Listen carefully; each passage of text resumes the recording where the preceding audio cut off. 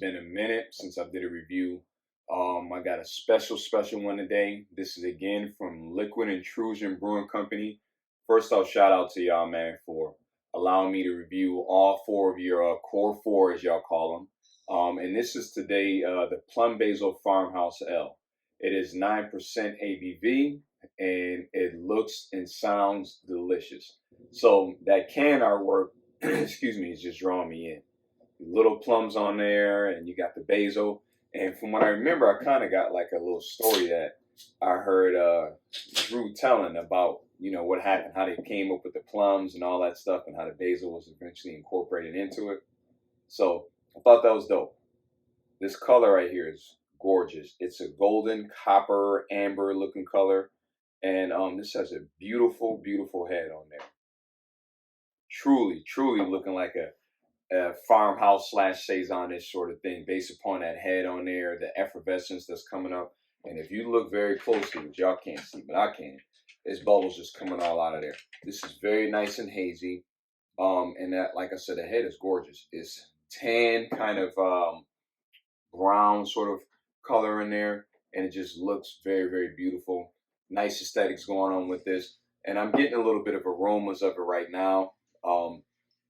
I'm just excited to get into this beer. But as I said before, I've been honored and definitely very excited that I've been one of the first people to actually review and discuss this beer. It started in Black History Month. Obviously, it's not Black History Month anymore, but it's Black History Month for me all the time, 24/7, so that doesn't matter. So I'm still going to be showcasing, putting on for my people. And this, again, is just another exception, extension to that. So I'm definitely excited and honored again to be able to show what my folks have been doing, what we do as a culture and as a people, and how creative we are. And this is just another example of it. So cheers, y'all. I'm going to get into this beer. Ooh, yeah. Immediately getting that, a nice little funky sort of aroma. A nice plum aroma, too. It's beautifully under there. All right, let me get into this beer.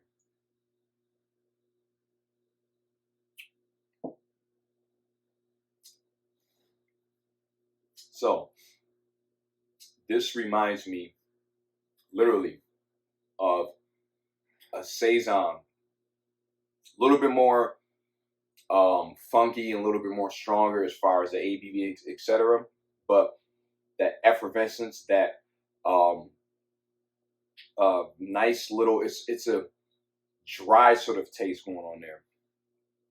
Very plum forward. I'm tasting it like front end and back end. The basil is there. It adds a little bit of sweetness to that tart from the plum. It's an earthy little thing going on.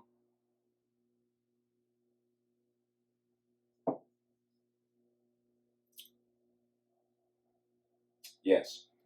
And I'm not sure whether they used sweet basil or just regular Italian basil. And there's differences between the two. I know sweet basil is what I prefer to use when I'm making like pizzas and stuff like that. It just brings out everything. I'm getting the notes of both things complementing each other.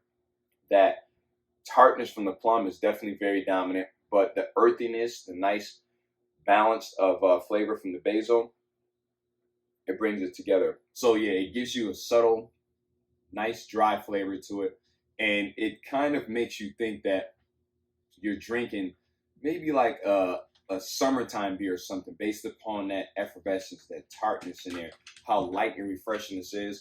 And I'll be honest with you, this joint will knock you on your ass. That 9% is in there 100%. You can definitely feel that little booze going on, and it's perfect.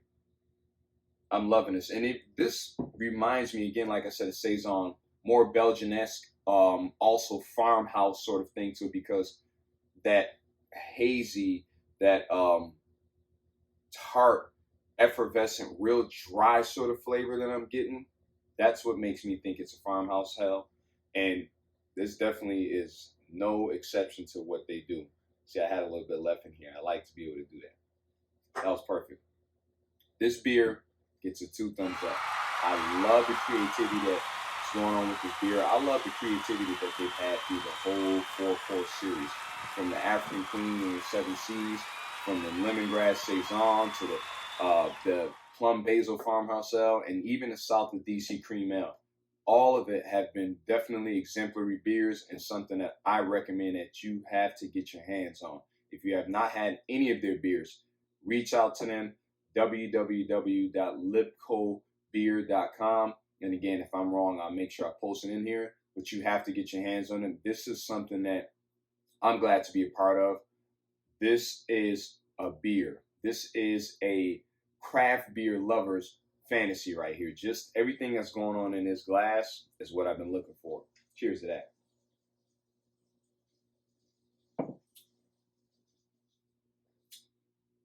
Tart, dry, earthy, a little bit of sweetness going on, and just overall effervescent, smooth, and boozy.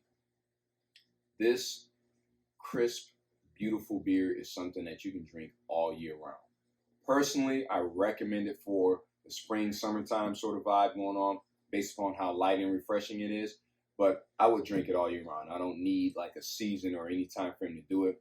But it just puts me in a place mentally where I'm outside, chilling in the summer in my backyard, sipping the cold brew, something that's light, something that doesn't have me feeling crazy and that nice heat out there. And this would be an example of it. So shout out to Libco and everything that they've done. Liquid Intrusion Brewing Company has done nothing but set the bar for me, for home brewers, and for people who are starting out and having a business plan going on, and everything that exemplifies that Black creativity, that Black excellence, all in beer. This is cheers to them for that. So loving this, man. Absolutely loving it. If you guys are new to my channel, make sure y'all like, share, subscribe. Make sure you leave some comments and feedback in there. I love that. Like I said, it always lets me know that people are watching and I'm engaging with y'all. To everybody else that's always coming and showing love, I appreciate you guys as always. Cheers to everybody out there drinking real good beer. This is another example. Until the next time I see y'all, stay safe, be healthy. Respect as always. Peace.